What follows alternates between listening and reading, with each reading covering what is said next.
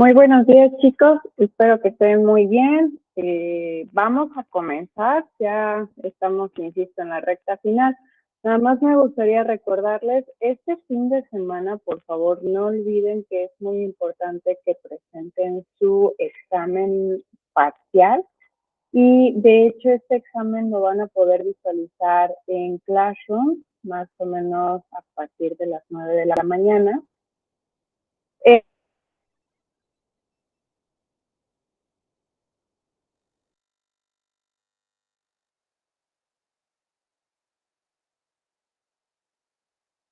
En el apartado. Buen día, profe. Disculpe, se le pierde la voz, no se le escucha.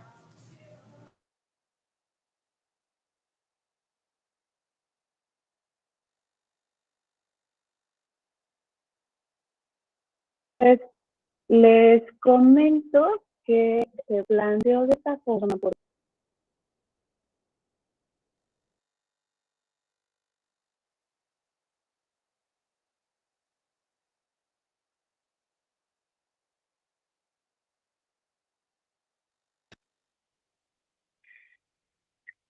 ahí lo que me comento. Entonces son únicamente 5 preguntas, son 5 casos, dependiendo de lo que coloquen, pues se considera adecuado o, por ejemplo, que a lo mejor falta un poquito complementar o que de plano está muy laxa la explicación, pues de ahí sería como ver, ¿no? Y también se plantea de esta forma porque, bueno, al final de cuentas les había mencionado, el objetivo de la materia no es que ustedes aprendan a rajatabla todo y que digan, sí, mujer embarazada va a tener un requerimiento de tanto por tanto de hierro y tanto de calcio, porque realmente no tendría sentido. Recordemos que las guías se van modificando cada cierto tiempo. Sin embargo, más bien analizar los casos que se plantean, cuál puede ser la posible problemática o cuáles pueden ser algunas características que podrían ser de relevancia. ¿De acuerdo? Está muy sencillo, sin embargo, si ustedes llegan a presentar alguna duda, con toda confianza se pueden acercar a su servidora. Y también recuerden, muy importante, que si por alguna razón, la que fuere, no pueden presentar el examen este sábado o domingo, por favor avísenos a la brevedad para poderles auxiliar, porque de lo contrario, si es día lunes 15 y apenas me están notificando, no podré hacer mucho por ustedes y más considerando que ya tenemos que ir cerrando, ¿de acuerdo? Entonces, para que no existan malos entendidos, ¿no? Entonces, ahora sí reanudamos. Si recuerdan, estábamos platicando un poquito la sesión pasada sobre algunos aspectos que debemos de conocer nosotros respecto al lactante, sobre todo el lactante mayor, menor y mayor, ¿no? En cuanto al lactante menor, por ejemplo, se tienen que dar cierto desarrollo para que podamos hacer las modificaciones pertinentes en cuanto a la alimentación. Y esto, ojo, es algo que debemos de dominar absolutamente todo profesional de la salud. Ahorita les voy a platicar el por qué. Por ejemplo, quiero que observen en esta, la tabla que tenemos del lado izquierdo, la columna que dice hitos, quiero que observen, como dice, la lengua pasa los alimentos de un lado a otro, se siente y se puede mantener sentado, muestra movimientos de masticación. Ahora, observan la columna siguiente, nos dice carne indicado, introducción de alimentos blandos e impures. Probablemente aquí una disculpa, el error fue mío porque creo que debí de empezar con muestra movimientos de masticación al inicio. Segundo, ese se siente y se puede mantener sentado. Y tercero, la lengua pasa los alimentos de un lado a otro. Lo menciono porque entonces pasa algo muy frecuente, sobre todo, ustedes saben cómo es la cultura latina, ¿no? Como somos los mexicanos, y pasa muchas veces que los bebés inician con esto de los movimientos de masticación. Quienes tienen bebitos cerca se han dado cuenta que muchas veces un lactante más o menos por ahí del cuarto, por muy temprano, pero aproximadamente del quinto al sexto mes, muchas veces mueven la lengüita o la boquita como si quieran comer algo, y desgraciadamente muchas veces aquí es cuando en desconocimiento de materia algunas abuelitas, algunas mamás dicen, ay, mira, se le antojó, dale una probadita, ¿no? Recordemos que realmente no es recomendable las probaditas, ¿no? Hasta que sea la edad adecuada, que muchos autores señalan a partir de los 6 meses. Entonces, esto es importante porque también si nosotros damos alimentos de una forma temprana, lo único que estamos haciendo es promover que el lactante, quizá todavía inmaduro en su sistema digestivo, reciba alimentos los cuales no esté listo. También algo muy riesgoso es que nosotros sentemos a los bebés en una sillita o entre cojines, yo qué sé, que los mantengamos sentaditos cuando todavía neurológicamente no existe el desarrollo adecuado. Entonces, sobre todo cuando hablamos de la alimentación por seguridad, no se recomienda hasta que se pueda mantener sentadito, pero ojo, sabemos que los bebitos más o menos a partir del sexto al octavo mes logran dominar esta parte del sentado.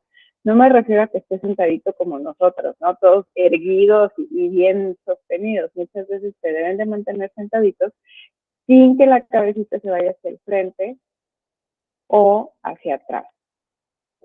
También otro aspecto muy importante es que la lengua pueda pasar los alimentos de un lado a otro. Esto es algo normal, no es algo que va a controlar. Entonces, aquí lo fui desglosando con detalle. Vamos a observar nada más rápidamente lo siguiente. Alcanza y agarra los objetos con sujeción palmar, lleva la mano a la boca, suelta voluntariamente el alimento, muestra un patrón masticado rotatorio. Aquí voy a hacer un pequeño paréntesis. Esta parte de un patrón masticado rotatorio es muy importante. Les decía que todos, absolutamente todos los profesionales de salud deben de estar familiarizados con esto. ¿Por qué? Porque finalmente, imagínense, aquí un segundo. ¿Ah? Porque finalmente el patrón rotatorio es importante, ya les había llegado a mencionar hace un momento. Si damos oportunidad a que ese lactante menor, mayor, siga ejerciendo maxila y mandíbula, lo único que vamos a garantizar es que el crecimiento sea el adecuado. Si nosotros, por el contrario, no estamos cuidando cómo es ese patrón masticador rotatorio y no estamos cambiando las texturas, muy probablemente lo que le estamos asegurando a ese chiquitín es que en un futuro necesite un tratamiento de ortodoncia. Sobre todo, recuerden que pues muchas veces se llegan a piñar los dientes o bien llegan a tener, o sea, no pierden la primer dentición y por el contrario ya tienen encima la aparición de los dientes definitivos, ¿no? Entonces, insisto, aquí es muy importante estar familiarizados. Tenemos otros factores importantes, por ejemplo, lo que es acercar los dedos al borde de la taza, entender la relación del contenedor con su contenido, aumentar los movimientos de mandíbula, el andar solo, el nombrar los alimentos y el tener preferencias. Ahora, aquí igual voy a hacer una pequeña pausa. ¿Por qué? Porque, insisto, el adulto es quien le ofrece más o menos una rutina al bebé y también es quien elige los alimentos. Sin embargo, el lactante es el que decide qué tanto va a consumir, ¿no? Ellos tienen muy bien integrado esta parte de la saciedad. Y también va a tener preferencias natas, ¿sí? Es normal que los niños tengan preferencias por los sabores dulces. De hecho, no sé si recuerdan un documental que les sugerí que revisaran muy al inicio del curso sobre, bueno, tiene un nombre muy tendencioso, pero el lado oscuro de la industria alimentaria y que de hecho colocaban a los niños, ¿no? Para elegir cuál era el alimento que preferían, si los alimentos saludables, entre comillas, ¿no? Frutas, verduras o los alimentos chatarra. Y muchos de hecho coincidían con tener pues una preferencia por aquellos alimentos no saludables, ¿no?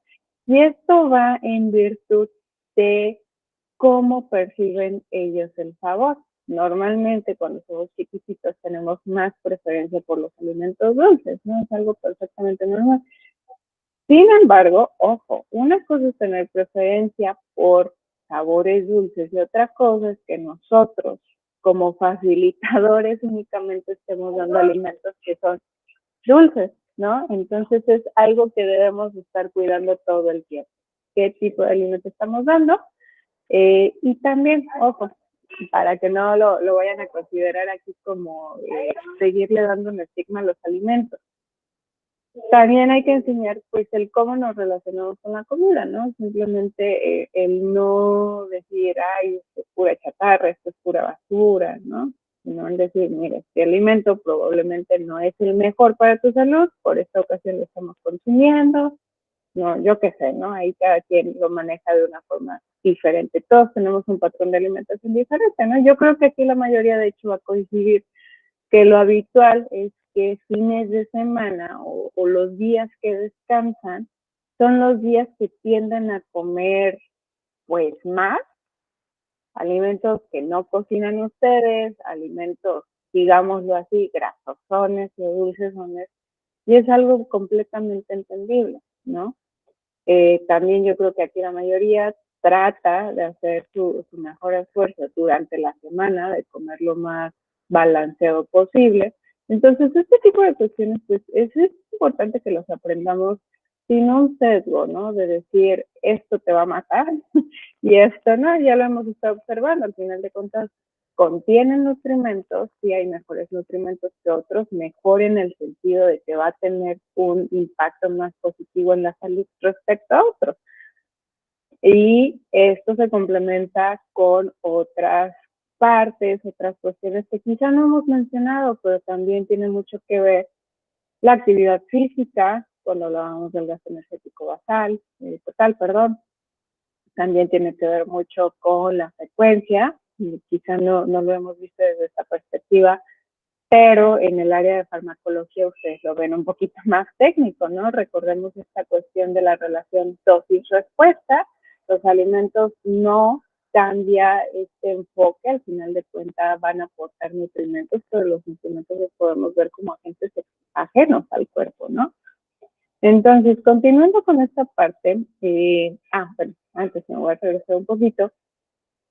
Aquí no le quise dar el enfoque de si las papillas son mejor que los alimentos sólidos o si los sólidos son mejor de las papillas, porque otra cosa que realmente debemos estar observando, sobre todo como profesionales de la salud, es la preferencia del lactante, porque pasa muchas veces que probablemente los papás quieren dar un tipo de alimentación complementaria, por ejemplo, con papilla por el miedo a la asfixia, vamos a suponer, y que a lo mejor le ofrecen un trocito de zanahoria chafada, bueno, aplastadita con el tenedor, y lo acepta bien, ¿no? Y al contrario, le agrada más y le quieren dar la papilla y le pone cara de fuchi, o al revés, que los papás le quieren dar alimentos más íntegros y no le gusta solamente la papilla.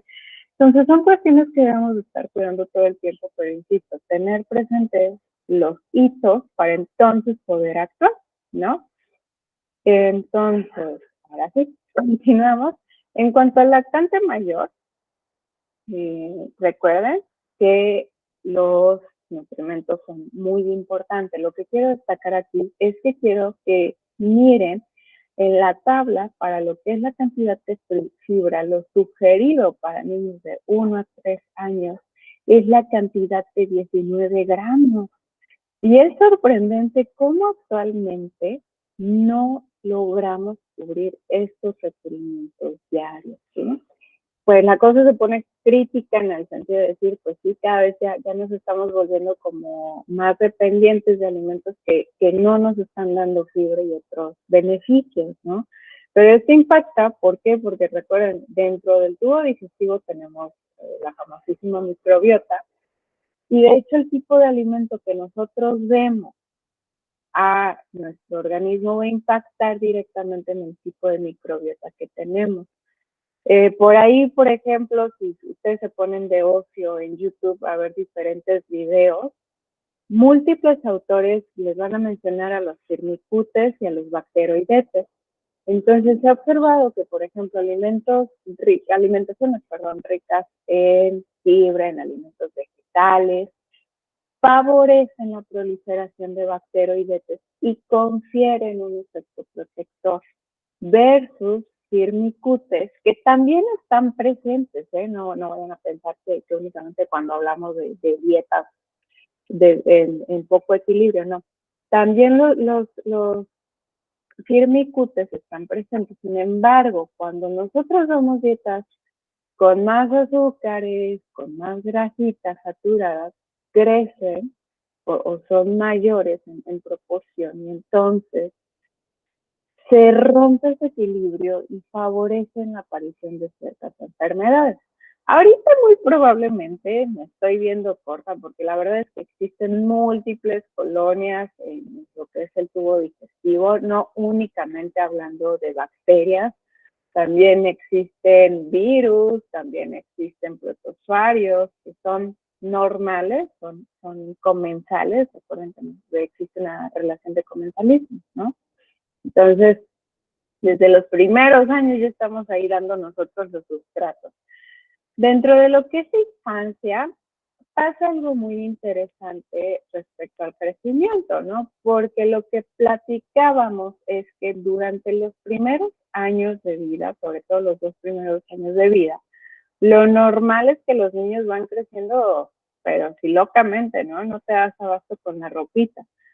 Pero a partir de los años ya el crecimiento cambia, ¿no? El patrón es diferente. Por ejemplo, el peso llega a haber ganancia de 1.6 hasta 3.3 kilogramos al año hasta la edad de los 9 o 10 años, que pues viene esta aparición de la pubertad, ¿no?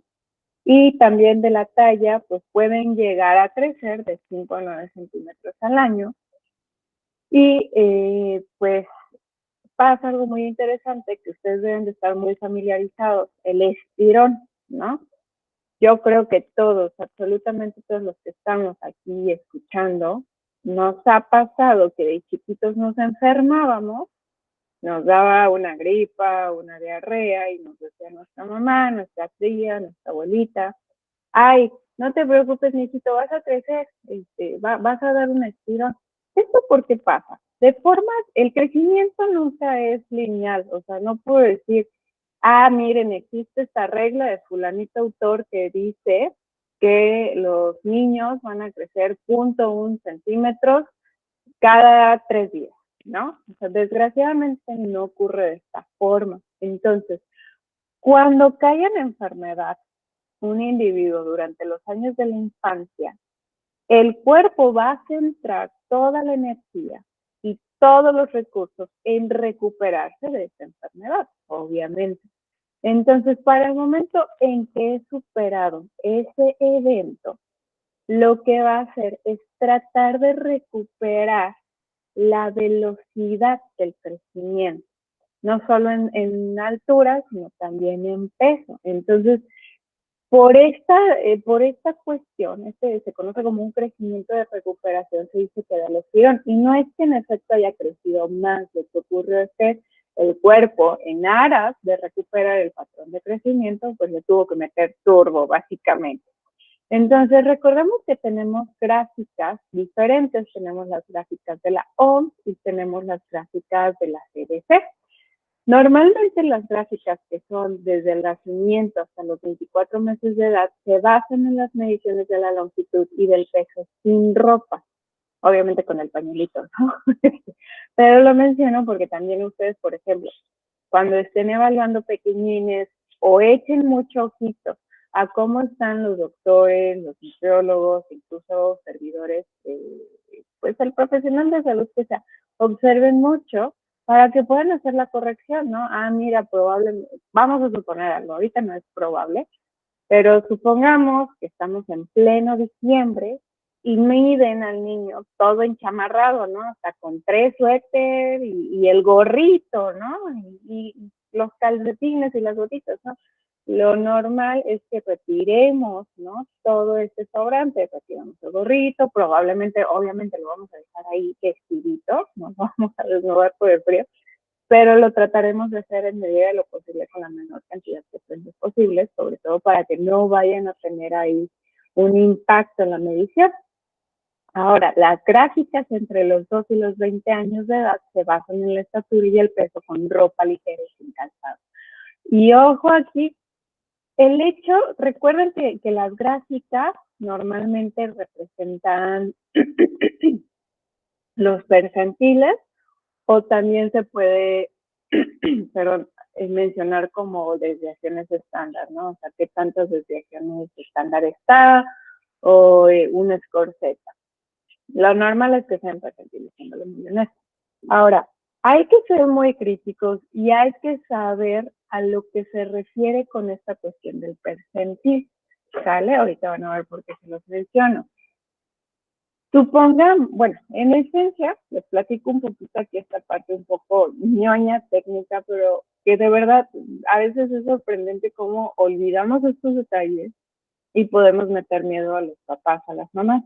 Estas gráficas normalmente se obtienen, todas las gráficas para tener patrones de referencia normalmente utilizan un número de muestra representativo, individuos en condiciones más o menos similares y las mediciones se tratan de, bueno, se recaban de una forma sistematizada de tal manera que se puedan reproducir, si yo lo quisiera replicar, en cualquier otra parte.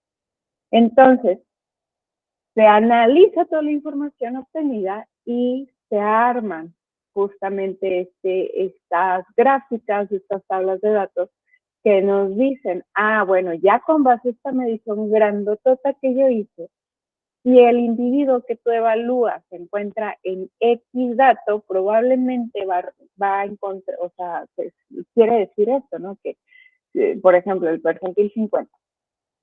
¿Qué quiere decir? Que cae justamente en el valor que obtuvo la media durante la medición de ese muestreo, ¿no? Entonces, dicho en términos sencillos, estas tablas, sobre todo en pequeños, lo que quieren representar, o lo que representan, mejor dicho, es qué tan promedio es en peso, estatura, índice de masa corporal, circunferencia cefálica, es el niño que estamos evaluando respecto a la población de referencia, ¿vale? Pero vamos a poner una situación. Por ejemplo, su servidora les he mencionado múltiples veces, soy de Guerrero, entonces hay ciertas zonas de Guerrero donde somos muy chiquitos, ¿no? O sea, no somos altos realmente. Entonces, si yo tomo estas tablas de referencia, por ejemplo, las de la OMS o las de la CDC, y digo, híjole, es que tu hijo está en el percentil 40, tiene problemas, pues realmente probablemente, lo más probable es que yo esté cometiendo un error en el sentido de querer comparar un niño con características completamente diferentes a estas tablas de referencia. Y eso no aplica únicamente en niños, aplica en población en general. Les había mencionado que les iba a cargar un librito que se llama el ABC de la evaluación del estado de nutrición, no con el objetivo de que ustedes se vayan a hacer nutriólogos o traumarlos o que se la vayan a aprender de derecha e izquierda, no, para nada, sino el objetivo es que ustedes puedan darle una interpretación clínica rápida a los datos y ya les mencionaré más adelante, o sea, nos va a orientar, no lo vamos a tomar como un veredicto absoluto, ¿vale? Entonces, ya aquí lo importante es esto, ¿no? Reconocer que las tablas nos van a orientar, más hay que saber interpretarlas, ¿sí? Muy, muy importante. Y bueno, aquí lo cierto es que cuando hablamos de que un valor de un niño o niña caiga por debajo de un percentil 5, pues sí, estamos hablando de que hay problemas relacionados con desnutrición, ¿no? Dependiendo las características, pero podemos hablar de desnutrición energética o desnutrición proteica o desnutrición energético-proteica, dependiendo qué es lo que observemos. Dentro de las necesidades nutricionales, quiero que observen cómo cambia un poquito el patrón de los macronutrientes. Por ejemplo, para la edad de 1 a 3 años, normalmente los hidratos de carbono se requieren del 45 al 65%, lo mismo para la edad de 4 a 18 años. Sin embargo, van a observar ustedes aquí cambios sustanciales en lo que es la cantidad de lípidos y de proteínas requeridos. Por ejemplo, para la edad de 1 a 3 años pueden observar ustedes que aquí existe un mayor requerimiento de lípidos versus proteínas, mientras que de 4 a 18 años se requieren más proteínas versus lípidos. ¿Esto por qué? Recordemos lo que hacen los lípidos. Si yo les preguntara en este momento, chicos, ¿cuál era la función de los lípidos en el organismo? Ustedes perfectamente, quiero suponer, ¿no? Me contestarían, van a ser ese aporte de energía, ese aporte de energía que se necesita, ¿no? Y en el caso de las proteínas, sabemos nosotros que la función que tienen es la de irse a funciones estructurales, ¿de acuerdo? Entonces, pues sí, ¿qué pasa aquí en los 4 a los 18 años, sobre todo pues ya por ahí de la adolescencia, ya nos estamos terminando, viene como el segundo crecimiento. En cuanto al requerimiento energético, nada más quiero que observen algo muy importante en las fórmulas. Ya a partir de los 3 años considera el factor de la actividad física y también me sigue considerando calorías extra que se consideran para el depósito de energía, que es muy importante.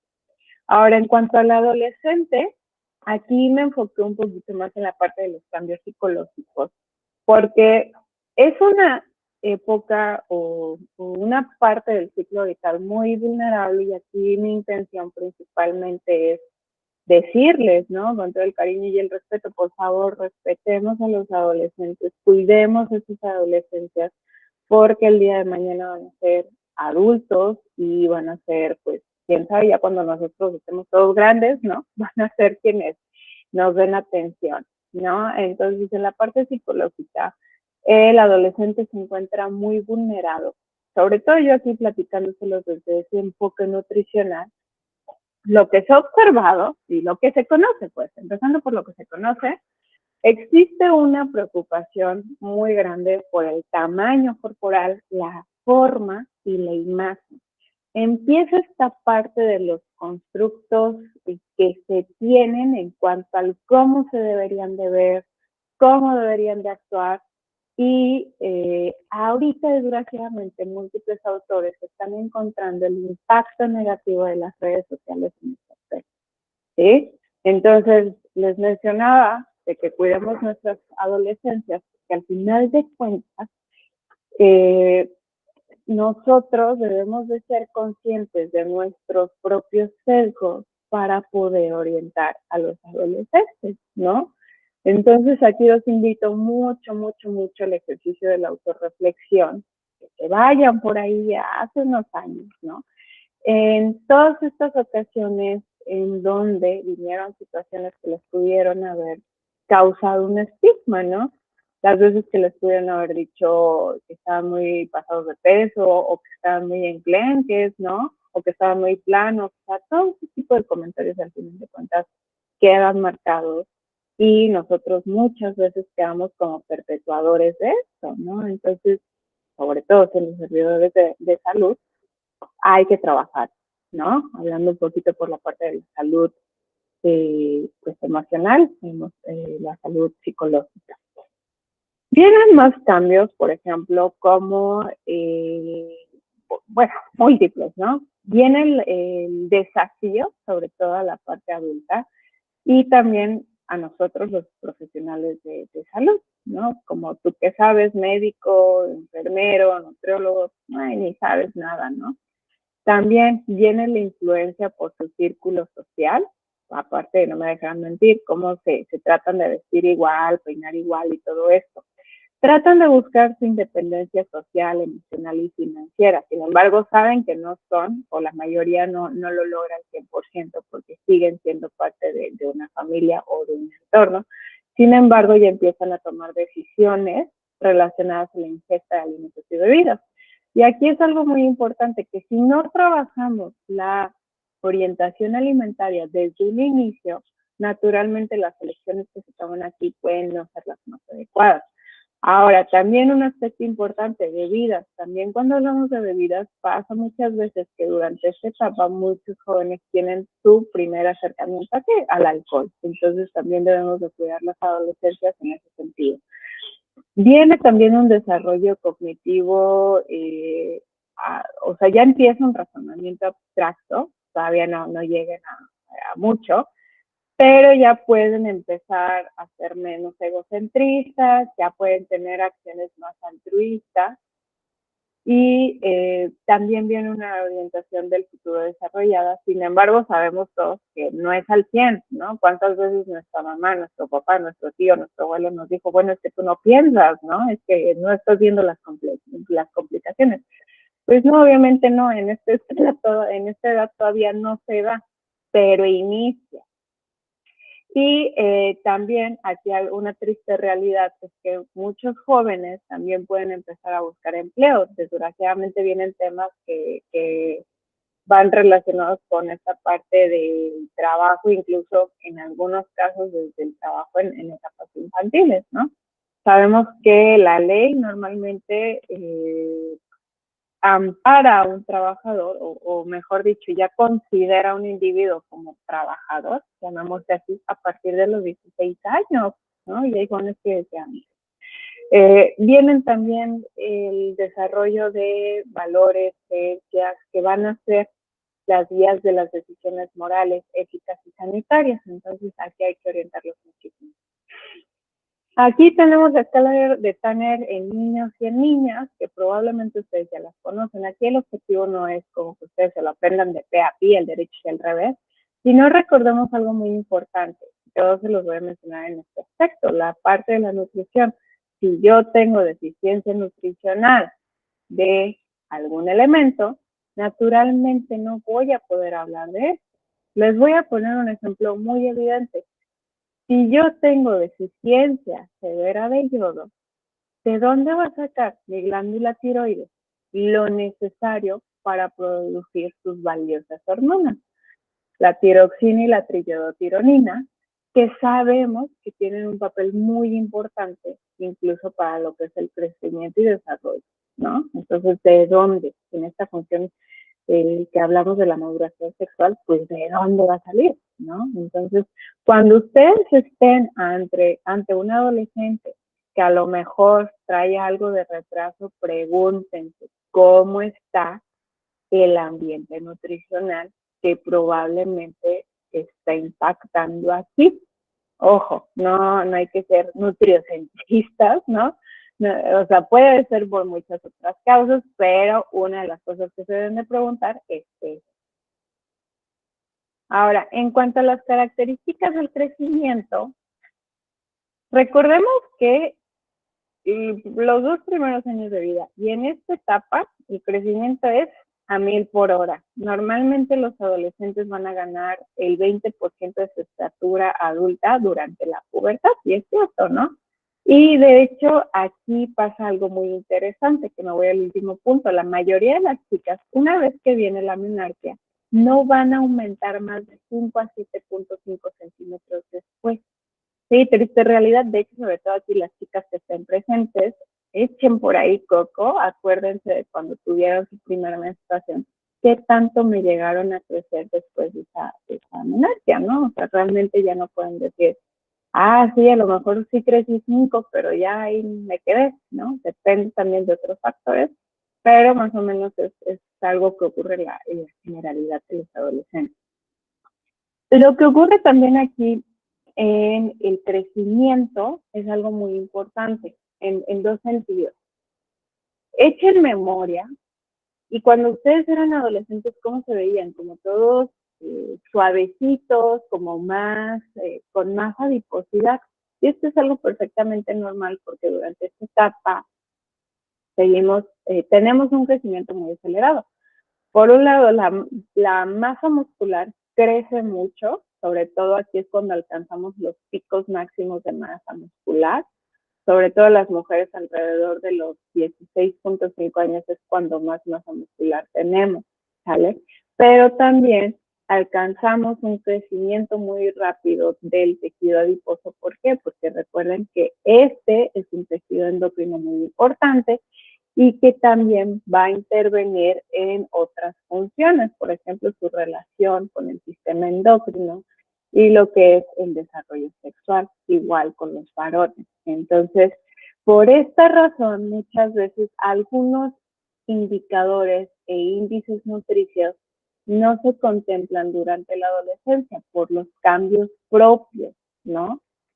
Ahora, en cuanto a las necesidades nutricionales, igual van a observar que hasta los 18 años sí consideramos depósitos extras para la energía, sin embargo, a partir de los 19 ya no, porque realmente ya estamos, bueno, estas fórmulas ya están contemplando que el crecimiento y el desarrollo no se da con la misma magnitud, con la misma intensidad.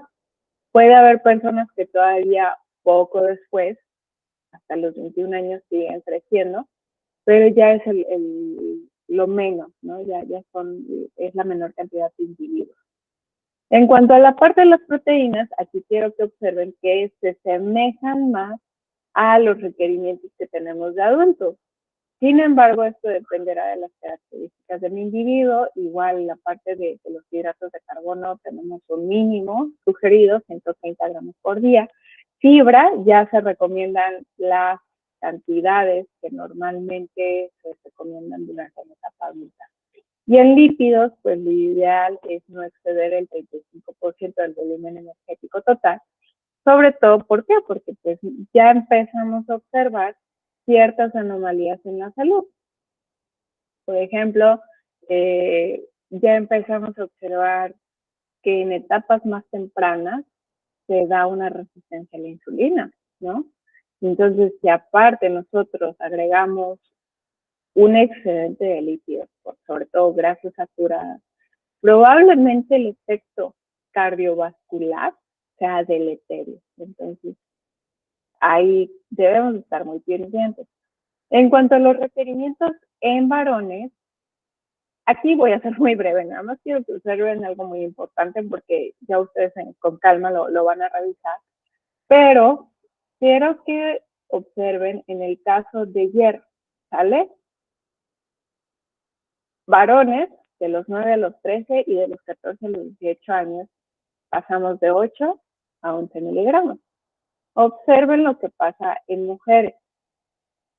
En mujeres pasamos de 8 a 15 miligramos y justamente estamos observando que es la importancia de este nutrimento por la cuestión del ciclo menstrual, ¿no?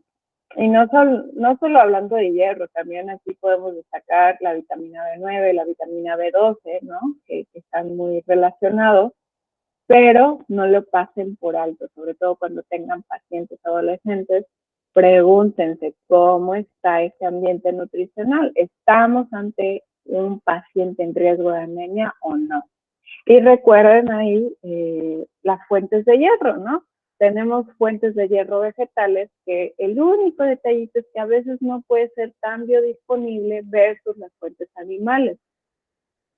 Y dependerá, ¿no? ¿Qué tanta competencia creemos nosotros dentro del organismo? Tanto puede haber sinergias como antagonismos. Ahora, en el adulto, aquí voy a ser un poco breve porque ya sería hablar como de la cuestión de las enfermedades, pero en el adulto muchas veces hay aspectos que ahorita que se los voy a mencionar, casi van a decir, está hablando de mí. porque en los adultos igual, así como les mencionaba, cuidemos de nuestros adolescentes, cuidémonos nosotros adultos, porque al final de cuentas, el plantear una carrera contra el envejecimiento es plantear una carrera que no vamos a ganar. Absolutamente todos vamos a llegar a adultos mayores, ¿sí? Ahora, ¿qué tanto nos cuidemos o descuidemos? Sí puede tener un impacto al cómo lleguemos como adultos mayores, ¿sí? Pero sabemos que no únicamente somos eso.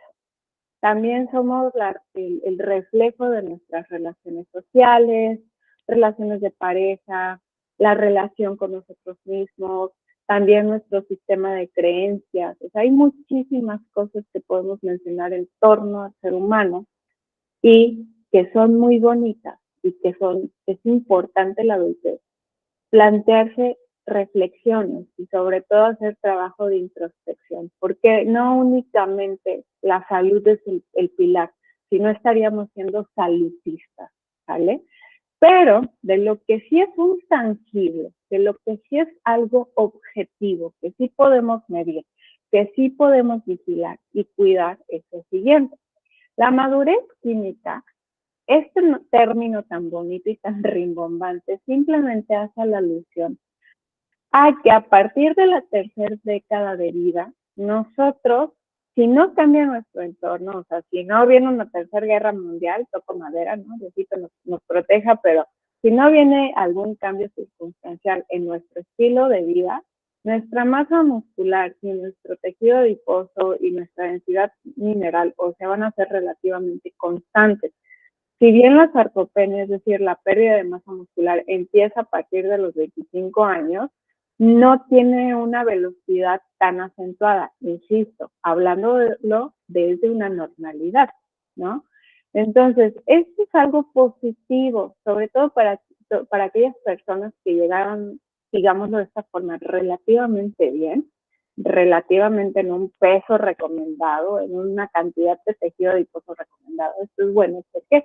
Porque no va a cambiar. De hecho, aquí yo creo que la mayoría encajamos en esta parte de decir, sí, ciertamente ya llevo más o menos como unos 5, 7, hasta 10 años con la misma talla, ¿no? Realmente yo no he tenido cambios sustanciales. Puede ser que hay algunos que no. Y ojo, aquí también recordemos, ahorita hablando del día de hoy, que tuvimos una pandemia que no tiene mucho que terminó y esa pandemia sí pudo haber influido significativamente en esta madurez química, pudo haber personas que ganaron mayor peso, sobre todo ganaron mayor masa grasa, ¿no? Pudo haber sido el caso, pero en la normalidad no hay muchas alteraciones. También tenemos que cuidar esta relación de la calidad de vida personal y laboral, porque muchas veces cuánto, ¿no? Estamos trabajando, estamos estudiando y descuidamos algunos aspectos personales y por eso les decía, somos más que únicamente lo que comemos y las horas de ejercicio y los medicamentos que tomamos, o sea, cómo estamos gestionando esta parte que puede tener un impacto. Se los pongo de la siguiente forma. Ustedes, véanse ustedes, o sea, vayan al espejo personal. O sea, ¿cuántas veces, y les voy a poner algo que nos pasa a todos, cuántas veces no se plantearon, vamos a suponerlo, comer mejor, ¿no? Sin hablar de seguir una dieta a rajatabla. ¿Cuántas veces no se plantearon comer mejor? A lo mejor la primera semana vivo muy bien, la segunda más o menos, pero ya a partir de un tiempo determinado viene mal y ustedes empiezan a recriminar, híjole, es que no comí bien, y se empiezan a ir en ese bucle de pensamientos y entonces pasan por alto otras cosas que son bonitas y significativas que vienen ocurriendo en su vida, ¿no? Y se los platico porque es algo que desgraciadamente me toca ver mucho en consulta. ¿Cuántas veces no llega una persona que pues pensaba que la dieta iba a ser la solución a su vida y realmente no? O sea, es una parte que debemos de cuidar, pero no es el todo. Hay que buscar como ese balance. Por eso la importancia de que ustedes lleven nutrición y reacciones metabólicas es que entiendan, comprendan en esencia lo que es esta parte de los nutrimentos, los beneficios, pero que al final de cuentas se vayan con la reflexión de que la mejor nutrición y la mejor alimentación es la que mejor encaje con tu persona, con tu estilo de vida, con tus recursos, con tu tiempo, ¿vale? Y lo mismo aplica para tus pacientes. Otro aspecto importante es la higiene del sueño. Lo cierto es que cada vez dormimos menos, dormimos peor. ¿Cuántos no dormimos aquí con el móvil en el cuarto? Entonces, es otro aspecto que debemos de estar vigilando. Igual, la imagen corporal y las tendencias en la alimentación es algo que no debemos de pasar por alto desde la adolescencia hasta ahorita, porque muchas veces eh, no nos vayamos lejos, nos vamos a redes sociales, cómo son los cuerpos normativos ahora, ¿no? Vemos, se van a reír ahorita de lo que les voy a decir, ¿no? Pero cómo vemos a las actrices, sobre todo pues aquellas de farándula, ¿no? Con la cintura como de avispa y los glúteos, bueno, una cosa tremenda que muchas veces pueden meter un sesgo en nosotros, en nuestra percepción. Y sobre todo, pues bueno, nosotros latinos, ¿cómo somos? Somos rollecitos, somos acuerpados, ¿no? Fíjense que el mexicano el latino tiene un cuerpo muy interesante, sí tiene adiposidad, pero también aquella gente que trabaja de forma diaria, de forma regular, también tiene una masa muscular constante, ¿no? Entonces tenemos un cuerpo fuerte, ¿no? Muy, muy bueno. Y las tendencias en alimentación es algo que también debemos estar vigilando porque, pues desgraciadamente, dietas de moda hay hoy, hay mañana y habrá todo el tiempo, ¿no? Entonces muchas veces hay que remitirnos a las bases, ¿no? Todo lo que estuvimos revisando durante el curso para decir, ¿tiene un fundamento o no? Y lo cierto es que si esperaban estudiar nutrición nada más durante este cuatril, no, les estaría mintiendo. O sea, es algo que debemos estar estudiando de forma independiente todo el tiempo, porque pues cada vez los hallazgos que tenemos en la ciencia van cambiando, ¿no? Por esta cuestión. Otro aspecto importante a cuidar es la aparición de enfermedades, ¿no? Empezamos a debutar en múltiples enfermedades. Aquí, por esta cuestión, no les pongo como lo de los nutrimentos o requerimientos, porque dependiendo la situación de salud, serán las modificaciones que llegamos a tener. Con esto me refiero, si yo comparo a un adulto de 37 años, no va a ser lo mismo si me está hablando uno que ya está debutando con hipertensión o con prediabetes versus uno que no tiene absolutamente ninguna alteración. E insisto, a veces nos quedamos centrados en esta parte de la salud, pero hay otras cosas que debemos de ver, ¿no? O sea, cómo está trabajando, cómo está durmiendo, cómo está siendo su relación con su cuerpo y con su alimentación, ¿no? En cuanto al adulto mayor, aquí igual ya me centro en algunas cosas, nada más como muy específicas. Teorías del envejecimiento hay muchísimas, demasiados de verdad, y también la clasificación, hay varios, aquí yo les comparto esta que clasifica a aquellos que son adultos mayores jóvenes, adultos mayores y adultos mayores mayores, ¿no? Es decir, bueno, aquí los pone, la referencia bibliográfica lo coloca como viejos jóvenes, viejos y viejos mayores. Dentro de lo relevante aquí es que son cosas muy puntuales. Vienen cambios en la composición corporal sí o sí. Perdemos densidad mineral ósea, perdemos masa muscular, sobre todo es muy acentuado a partir de los 65 años en adelante, y la acumulación del tejido adiposo, sea hombre o sea mujer, se da principalmente en las anatominas, ¿de acuerdo? Ahora, otro aspecto importante, vamos perdiendo esa integración sensorial, vista, oído, olfato, incluso el tacto. Lo que se ha observado es que ciertamente hay nutrientes importantes que cuando hay deficiencia de estos van a repercutir en una forma aún mayor en esa parte sensorial, ¿no? Y aquí les pongo un ejemplo, como el beta-caroteno, el selenio, el resveratrol, vitamina C y E protegen con la salud visual. Y no solo la visual, incluso, por ejemplo, también el zinc, el selenio impactan en el gusto y el olfato. Pero no tan bien, hablando de esta parte de los nutrimentos, paralelamente, ¿cómo son los cambios en el adulto mayor? Muchas veces llegan a perder ese funcionamiento íntegro en la secreción de secreciones, perdón, muy importantes. También cambios, ¿no? Llegan a perder piezas dentales. Entonces, todo esto obviamente se sobrepone en muchas situaciones en la realidad del adulto mayor, de tal suerte que el cuidado es un tanto complejo porque debemos de ser muy cautelosos. Entonces, aquí también otro aspecto es la polifarmacia, porque ya la cerecita del pastel, Muchas veces llega a pasar que puede ser que ese medicamento genera demencia o genera, bueno, no demencia, puede generar ciertas alteraciones y nosotros se lo achacamos a la edad y a lo mejor no. Un ejemplo, puede ser que tenga un adulto mayor que tiene el diagnóstico de ansiedad, le están dando ansiolíticos, pero el ansiolítico tiene tiene efectos adversos y puede haber interacción fármaco-nutriente y entonces no se están absorbiendo bien los nutrientes que son necesarios, entonces hay un síndrome que puede ser potencialmente carencial y entonces esto exacerba aún más ciertas manifestaciones, que yo creo que es algo que ocurre muchas veces, por eso con el adulto mayor depende el caso en particular que lo debemos estar evaluando.